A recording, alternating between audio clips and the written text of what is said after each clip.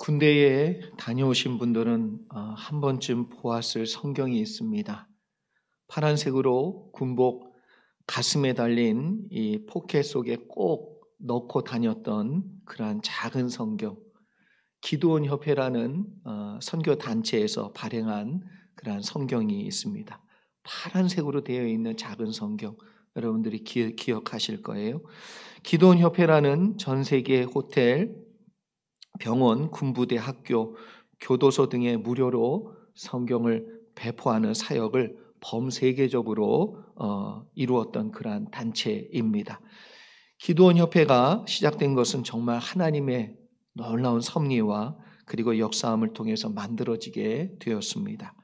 존 니콜슨이라는 사람이 어느 날 여행 중에 한 호텔에 묵게 되었는데 그 호텔에 방이 부족했습니다. 그래서 어쩔 수 없이 종업원의 제안에 따라서 사무엘 힐이라는 사람이 묵고 있는 방에 함께 하루를 거하게 되었습니다. 그런데 공교롭게도 이 두 사람은 독실한 기독교 신자들이었습니다. 그들은 잠자기 전에 성경을 읽었고 또 기도하는 습관이 이미 배어져 있는 그러한 경건한 사람들이었습니다.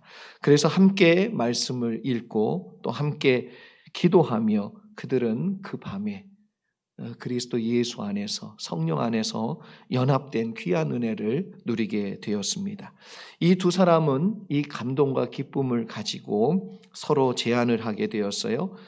1899년 7월 1일 날 그래서 미국의 위스콘신 제인스빌이라는 곳에서 이들이 처음으로 모임을 하나 만들고 모이게 되었습니다.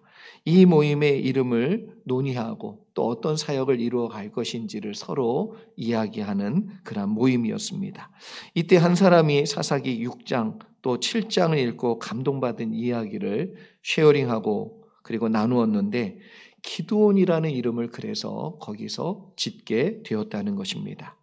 이 이름을 제안한 사람은 기드온이 계획이나 결과에 대한 자신의 판단에 상관없이 오로지 하나님이 원하셨던 바를 정확하게 실천하고자 했던 사람이었다는 것을 강조하고 말하며 설명했을 때에 모든 사람이 기드온이라는 이름으로 하는 것이 좋겠다. 그래서 기드온이라는 이 사람이 가지고 있는 특징, 그 위대한 점이 무엇인가 라고 서로 이야기를 나눌 때 그 세 가지는 첫 번째 겸손한 사람이었다. 두 번째는 믿음의 사람이었다. 세 번째는 순종의 사람이었다라는 것을 나누고 이야기했다는 것입니다. 이후에 이 모임의 이름을 그래서 기드온 협회로 했고 겸손, 믿음, 순종 이 세 가지를 이 기드온 협회의 덕목으로 정하게 되었다고 합니다. 여기 지금 사사 기드온이라는 인물을 우리가 관찰하며 우리가 본받아야 될 신앙의 모습은 겸손이고 또 믿음이고 순종이라는 이 세 가지를 우리가 꼭 기억해야 한다는 것입니다. 오늘 본문에서도 우리가 기드온이 하나님께 보였던 이 신앙의 태도를 살펴보면서 참 요즘 어렵지요. 코로나 바이러스로 인해서 정말 이제 가게들이 막 문을 닫고 그리고 한 달 참 어려운 시간들을 보내고 있습니다. 그런데 이 힘든 과정을 겪고 있는 모든 성도님들에게 하나님 주시는 이 말씀이 큰 은혜와 위로가 되기를 바라고 소망합니다. 먼저 우리 19절과 20절 말씀 함께 보겠습니다. 19절, 20절 말씀 같이 한번 읽습니다. 시작. 기드온이 가서 염소 새끼 하나를 준비하고 가루 한 에바로 무교병을 만들고 고기를 소쿠리에 담고 국을 양푼에 담아 상수리 나무 아래 그에게로 가져다가 드리매 하나님의 사자가 그에게 이르되 고기와 무교병을 가져다가 이 바위 위에 놓고 국을 부으라 하니 기드온이 그대로 하니라. 아멘. 하나님의 사자가 나타나자 여러분 기드온은 지금 하나님께 말씀하신 내용이 분명히 주님의 음성이고 주님의 확실한 역사라는 것을 그래서 점검하기 위해 제사를 드리기 위해 준비할 동안 하나님의 사자 보고 그 자리에 좀 있어 달라 라고 이 앞절에서 분명히 이야기했습니다. 그리고 그곳에서 모든 준비를 마치고 제사를 드릴 때에 하나님의 사자가 그에게 어떻게 하라고 가르쳐 주셨어요. 어떻게 준비하라고 방법도 일러 주었습니다. 그런데 본문 맨 끝에 보니까 뭐라고 얘기하고 있냐면 기드온이 그대로 하니라. 기드온이 그대로 하니라. 그때 하나님의 사자가 명령한 그대로 제사를 준비했을 뿐만 아니라 그대로 행했다고 이야기합니다. 우리가 예배를 드리는 것과 그 당시 이스라엘 백성이 하나님께 제사를 드릴 때에 마음의 중심 가운데 있어야 될 내용이 뭐냐라고 얘기할 때 그것은 하나님이 말씀하신 그대로 하는 것입니다. 하나님께서 제사와 예배를 받으시는 중심에 계셔야 한다는 거예요. 예배는, 제사는 내가 중심이 아니라 하나님이 중심되는 사건이에요. 한 주 동안 내내 내가 중심되어서 살아왔던 걸 이제는 내려놓고 다시 하나님의 중심으로 우리의 마음과 우리의 생각과 우리의 삶의 내용을 세우는 시간이에요. 그리고 일주일 동안 우리는 이 중심에서 벗어나지 않아야 돼. 이 중심을 유지해야 돼. 이 중심의 마음을 가지고 살 때에 우리의 날마다의 삶이 예배가 될 줄 믿습니다. 참된 예배의 은혜가 임하게 될 줄 믿습니다. 그래서 지금 기드온이 보여준 그대로 하니라. 이 말씀은 진정한 예배는 내가 드리고 싶은 것을 드리는 게 아니라 받고자 하시는 하나님이 말씀하신 그것을 그대로 받아들이는 것. 이게 예배의 중심 가운데 있어야 될 내용이라는 것이지요. 그래서 우리의 마음을 내려놓고 그분이 받기를 원하시고 그분이 우리에게 말씀해 주시는 그 음성에 귀를 기울이고 그대로 해야 돼요. 우리의 마음에 회개하라고 말씀하시면 그대로 해야 돼요. 우리의 마음속에 내려놓으라고 말씀하시면 그대로 하셔야 돼요. 그래야 그 예배 가운데 하나님을 만나십니다. 그 예배 속에서 하나님의 만져주심을 경험하게 되고 참된 예배의 은혜를, 기쁨을 분명히 누리게 될 줄 믿습니다. 존 메가더 목사님이 쓰신 참된 예배란, 그래서 예배란 무엇인가라는 책에 보면 예배에 관해서 매우 중요한 내용을 설명해 주고 있습니다. 먼저 존 메가더 목사님은 예배를 통해 많은 사람은 위로를 받고자 하는 것이 매우 앞서 있다는 거예요. 참 뼈아픈 지적이라고 저는 생각해요. 그러니까 많은 사람들이 예배에 와서 누리고자 하는 게 뭐냐면 위로받기를 원하는 마음이 먼저 앞선다는 거예요. 여러분, 삶의 위로를 얻기 위해 달콤한 설교를 기대하고 있지는 않는가? 이렇게 질문해요. 그러니까 내가 위로받기를 원하는 메시지에 목말라 있지 않냐는 거예요. 타협되지 않고 여과되지 않은 복음의 진리엔 귀와 마음을 닫으면서 나의 상황에 유리할 때만 내가 위로가 되는 말씀에만 아멘이라고 응답하면서 예배를 드리고 있진 않는가. 이걸 뼈아픈 지적을 하고 있는 거지요. 우리 안에 이런 마음이 없다고 자신 있게 말할 수 있다. 그렇지 않다라고 저도 생각해요. 당연히 우리의 마음속에 이러한 연약함이 있고 이런 기대가 있다라고 생각합니다.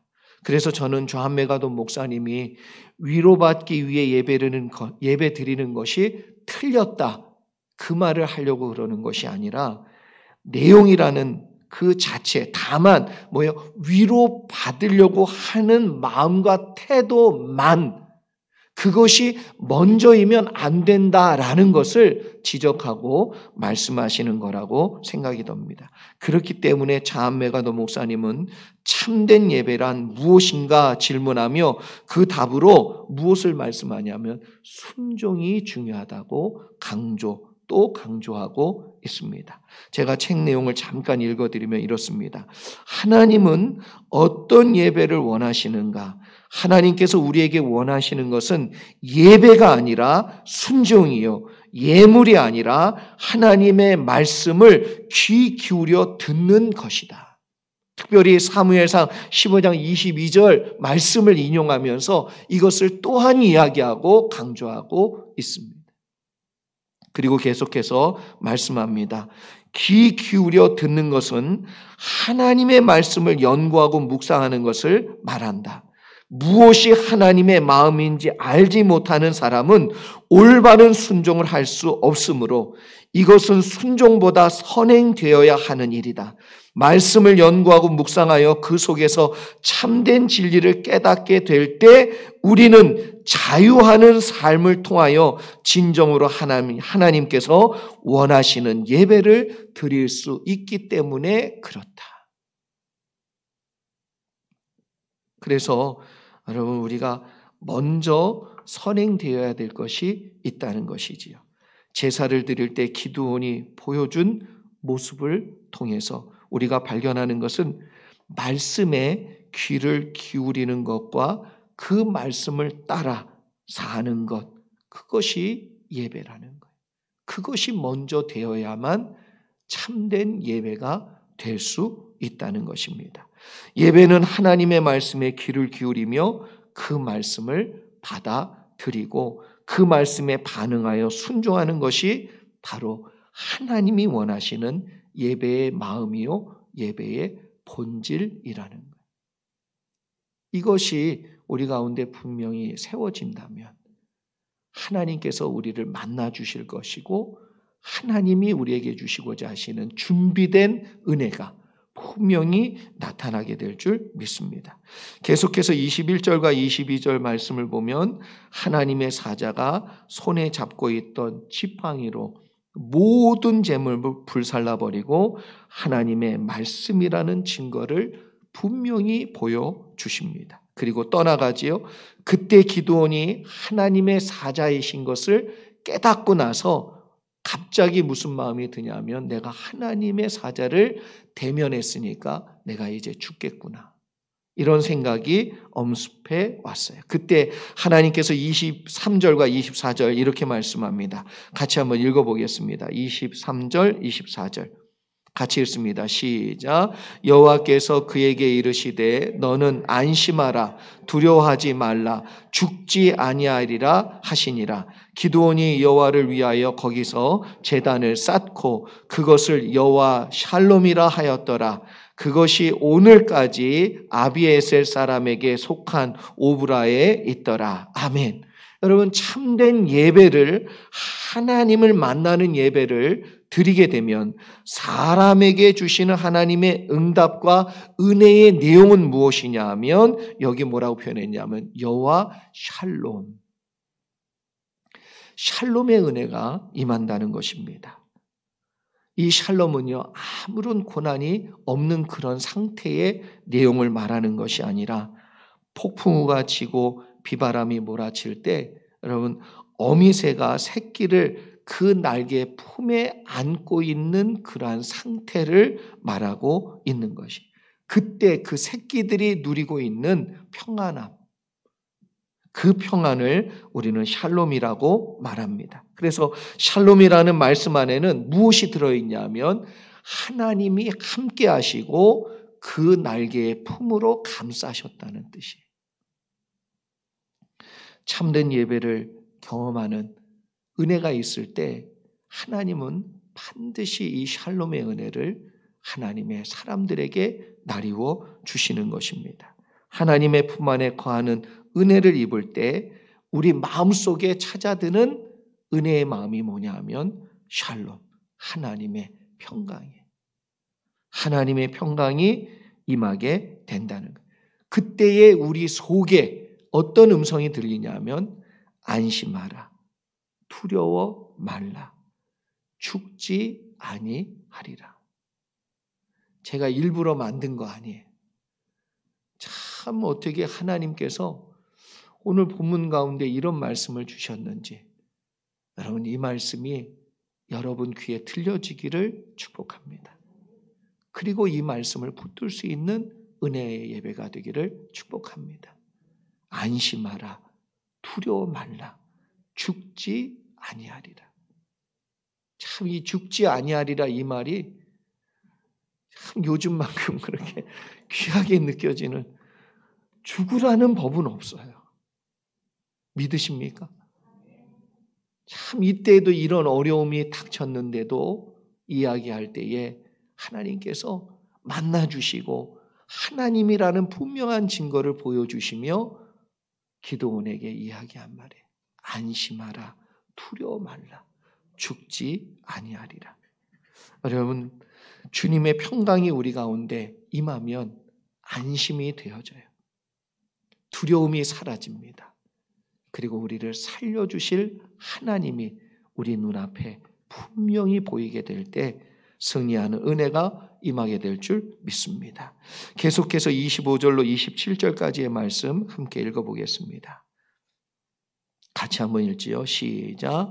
그날 밤에 여호와께서 기드온에게 이르시되 내 아버지에게 있는 수소 곧 7년 된 둘째 수소를 끌어오고 내 아버지에게 있는 바알의 제단을 헐며 그 곁에 아세라 상을 찍고 또 이 산성 꼭대기에 내 하나님 여호와를 위하여 규례대로 한 제단을 쌓고 그 둘째 수소를 잡아 내가 찍은 아세라 나무로 번제를 드릴지니라 하시니라. 이에 기드온이 종 10사람을 데리고 여호와께서 그에게 말씀하신 대로 행하되 그의 아버지의 가문과 그 성읍 사람들을 두려워함으로 이 일을 감히 낮에 행하지 못하고 밤에 행하니라. 아멘.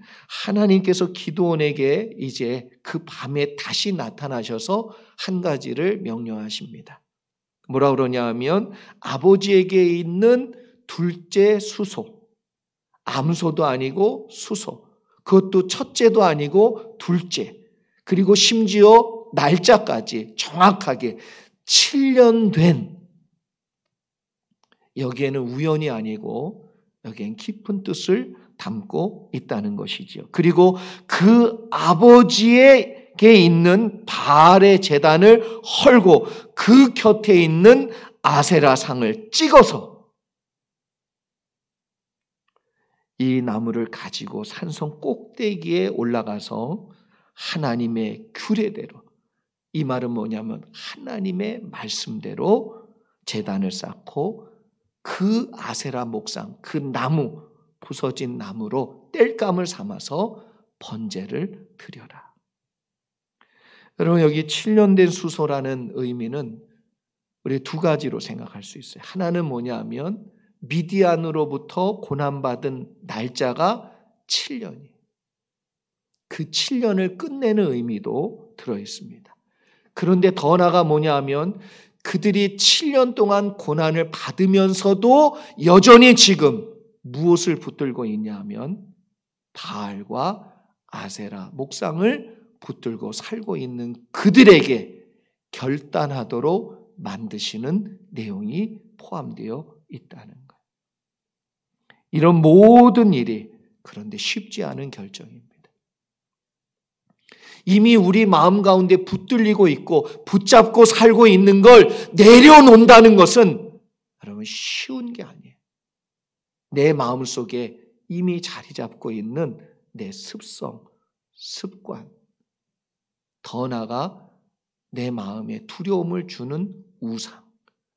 여러분, 내 마음 속에 이 우상이 자리 잡고 있는 게 무엇인지를 정확히 알려면 여러분이 그게 없으면 두렵잖아요. 그게 여러분의 우상이에요.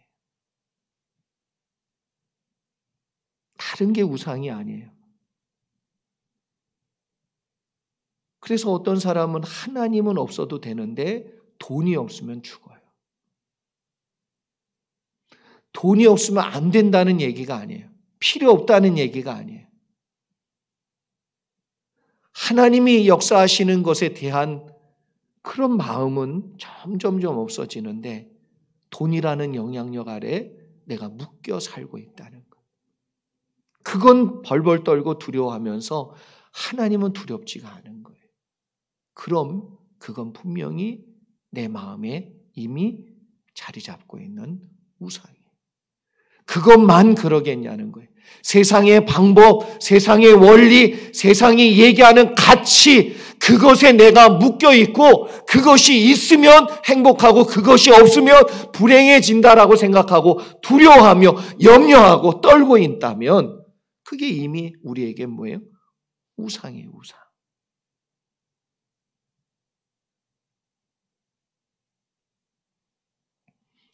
하나님은 요즘 들어서 이런저런 일들을 통해 우리에게 우상이 얼마나 많은지 가르쳐주고 계시다 생각합니다.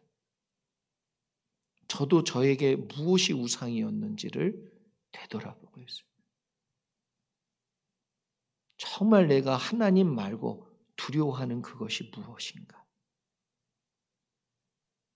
크게 두려웠다면 그것이 없어질 때, 그것이 회파될 때, 그것이 흔들릴 때 내 마음속에 두려움이 찾아오는 그것은 우리에게 분명히 우상이 맞다는 거예요.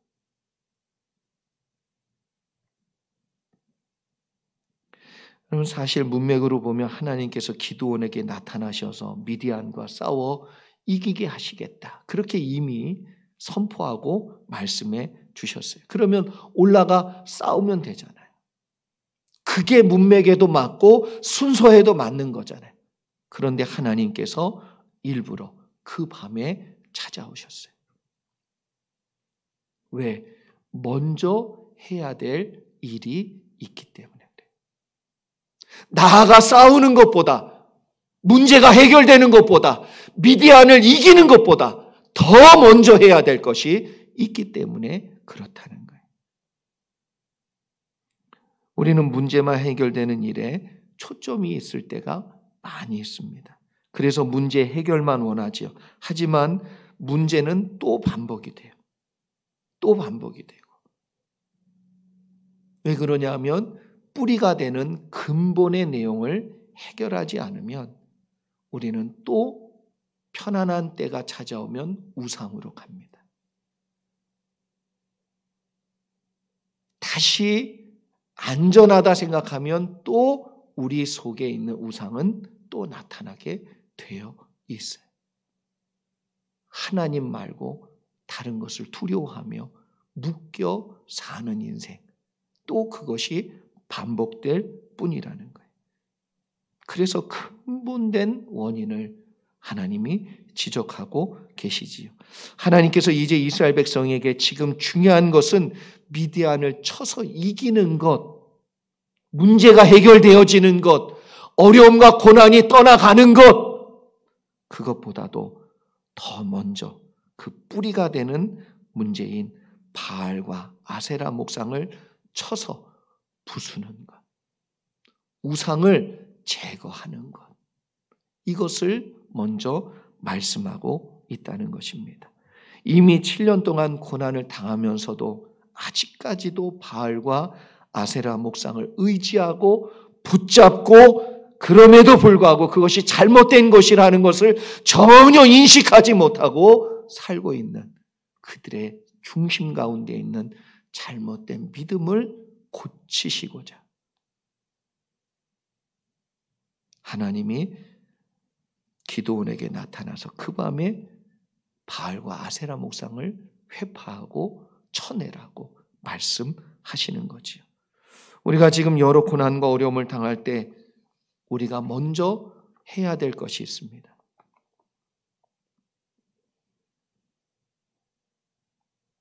우리 안에 잠재하고 있는 우리의 우상이 타파되는 이 시간이 되어야 될 줄 믿습니다. 나도 모르는 사이에 타협하고 있는 것들, 살아가면서 어쩔 수 없다고 얘기하며 세상의 것들과 세상의 관점과 세상의 욕심들을 내려놓지 못하고 붙들고 살고 있는 것들, 그것이 먼저입니다. 그것들이 우리의 마음에 하나님보다 우리의 중심 가운데 세워져 있는 것을 하나님 결코 기뻐하지 않습니다. 그런 마음으로 드리고 있는 예배 하나님이 기뻐하시지 않는다라고 확신합니다. 그래서 여러분, 하나님께서 우리에게 말씀해 주시는 이 우상을 회파하고 하나님을 다시 한번 중심에 세우는 마음으로 돌아설 때, 그때에 분명히 회복이 있을 것입니다. 말씀에 온전히 순종하며 나아갈 때 여호와 샬롬의 은혜는 반드시 우리에게 다시 찾아오게 될 줄 믿습니다. 그 밤에 기드온이 행한 일 때문에 성읍 사람들이 뭐예요? 분노했지요. 크게 화를 냈습니다.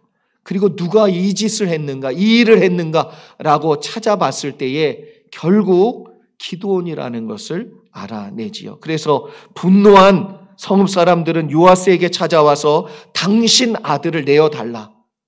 이 사람은 지금 죽을 짓을 했다라고 이야기를 하고 있습니다. 그때 요아스가요, 매우 지혜로운 말로 사람들을 어떻게 하냐면 설득합니다. 31절, 32절 말씀 같이 한번 보죠. 같이 한번 읽습니다. 시작. 요아스가 자기를 둘러선 모든 자에게 이르되 너희가 바알을 위하여 다투느냐? 너희가 바알을 구원하겠느냐? 그를 위하여 다투는 자는 아침까지 죽임을 당하리라. 바알이 과연 신일진데 그의 제단을 파괴하였은즉 그가 자신을 위해 다툴 것이니라 하니라. 그날에 기드온을 여룻바알이라 불렀으니 이는 그가 바알의 제단을 파괴하였으므로 바알이 그와 더불어 다툴 것이라 함이었더라. 아멘. 요아스는요, 자신의 아들 기드온을 살리기 위해서 그 순간 너무나도 지혜로운 대처를 하게 됩니다. 사람들에게 바알이 진정한 신이라면 그 바알이 역사하게 놔두라는 거예요. 내일 아침이면 이 사람 죽을 거니까, 바알이 진짜 신이라면 그렇게 역사할 거니까. 그러나 반증으로 얘기하면 무엇이냐 하면 바알이 신이 아니라면 아무런 일도 일어나지 않을 거라는 증거로 말하고 있다는 것입니다. 여러분, 이러한 지혜는 어디에서? 이건 하나님이 주시는 거예요. 하나님.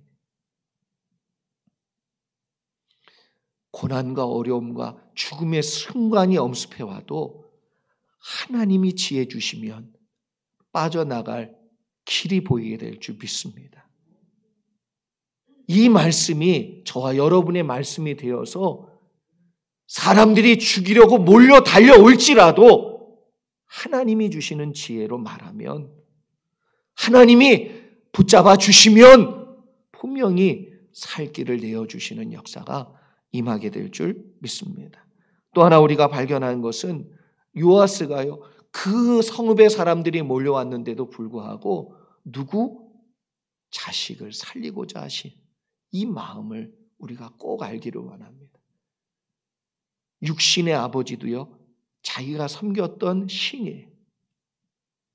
그리고 그것이 회파되었고 사람들이 몰려와서 쳐 죽이려고 하는 그 순간에 목숨 내걸고 자식을 지킵니다. 그게 아버지예요, 그게. 제가 그래서 이때 우리 아버지가 생각이 나더라고요. 저희 아버지가요, 어린 나이에 16세 일제시대 넘기고 그리고 족보를 상실했을 때 경주체가 그 경주까지 가서 16살짜리 아이가 족보를 살려가지고 왔어요. 그만큼 우리 보고 항상 말씀하신 게 뭐냐 하면 뼈대 있는 집안이다.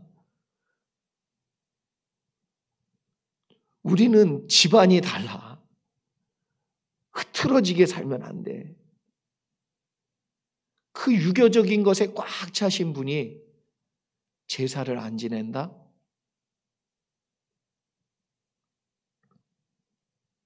어느 날 제가 신학교를 가겠다고 그러니까요, 저희 아버지가 3일 동안 집에 안 들어오셨어요.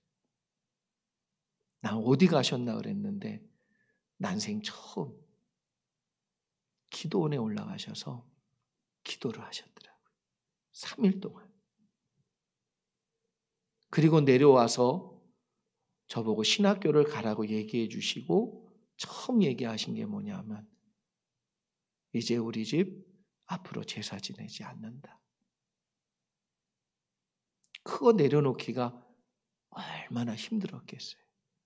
그거 포기하기가 얼마나 어려웠겠어요. 그런데 자식 때문에, 자식이 목사의 길 간다니까.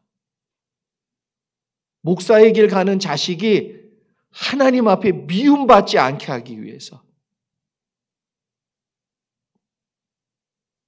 부모가 제사 지내서 자식의 길 하나님이 안 열어주실까 봐. 그게 아버지더라고. 그게. 하물며 육신의 아버지도 그런데 우리를 사랑하시는 하나님 아버지는요, 저와 여러분의 고통을 다 느끼고 계시는 줄 믿습니다. 하나님이 지금 마음 편하게 니들 고생하는 거 내가 본다, 그렇게 보시는 아버지 아니에요. 여러분이 근심하고 있는 거, 어려워하고 있는 거, 한숨 쉬고 있는 거 다 보고 계세요. 그럼에도 불구하고 이것이 지나가야 하기에, 이것이 하나님의 뜻 가운데 있기에 이 고통을 함께 겪고 있지만 우리 아버지 하나님께서 곁에서 여러분 한 분 한 분을 지켜주시고 역사해 주시는 줄 믿습니다. 여러분, 하나님 아버지가 우리를 보호해 주실 거예요. 우리를 살려주실 거예요. 안심해라. 두려워 말라. 죽지 아니하리라. 하나님의 이러한 만져주심이 저와 여러분 가운데도 분명히 있을 줄 믿기를 바라고 소망합니다. 그래서 그날 이후에 기드온에게 별명 하나가 붙었어요. 그 별명이 뭐냐면 여룹바알이. 바알의 제단을 파괴하고 바알과 더불어 다투는 사람이 되었다. 우리 믿는 사람들은요, 여러분 우상과 다투는 자여야 됩니다. 중간 지대는 없어요. 우리가 하나님께 속한 자라면 우리는 세상의 원리와 다퉈야 되고, 세상의 방법과 다퉈야 되고, 세상의 가치와 다퉈야 되고, 세상의 기준과 다퉈야 돼요. 여룹바알이 되셔야 됩니다. 저와 여러분을 하나님 아버지가 부르신 이유가 거기에 있어요. 세상의 빛으로 소금으로 살라고. 우리는 세상과 타협하여 사는 자들이 아니라 세상을 빛 가운데 인도하고 세상이 썩어져 가는 것을 막는 존재로 우리를 부르셨습니다. 우리의 그리스도인의 정체성은 그래서 여룹바알 그 모습으로 살아야 된다는 거예요. 기드온이 보여준 여룹바알의 모습은요, 겸손했습니다. 그리고 믿음이 있었어요. 그리고 순종했어요. 자신의 능력으로 할 수 없음을 항상 인정하고 하나님께 검증받으려고 했어요.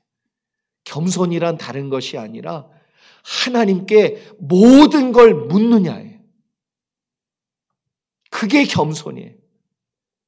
겸손은 나를 낮추고 높이고 이것의 문제가 아니라 하나님을 하나님으로 인정하여서 모든 일을 하나님께 묻느냐예요. 이게 진짜 하나님 뜻이 맞습니까? 그게 진짜 겸손이에요.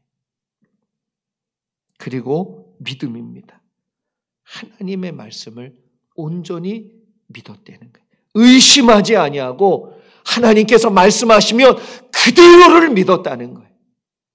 이 믿음이 여룹바알로서 세상의 가치와 세상의 기준과 세상의 방법과 원리로 우상이 되어서 우리 속에 차지하고 있는 우리의 기준과 싸울 수 있는 유일한 방법이에요.